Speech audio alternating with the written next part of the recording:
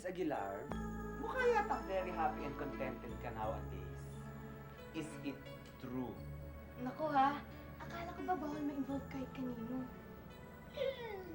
Siyempre, kung nakakasagabal sa career. Eh kung in your case, mukhang inspired ka eh. Nasabi ko talaga sa sarili ko. Oy talaga, sinabi ko sa sarili ko, nako, itong si Miss Aguilar, she is in love with a capital L-O-V-E. In English, love. Eh ano bang pinagsasabi mo? Eh kanino na akong in love? Kanino pa ako ma-in-love? Eh kanino pa? Eh kundi sa yung #1 fan, turned acting coach, turned lover boy. Ay, maiyak ka nga! Friends lang kami nun ah! Friends. Oo, Eh friends bakit? lang kami. Meron bang friends na ganon?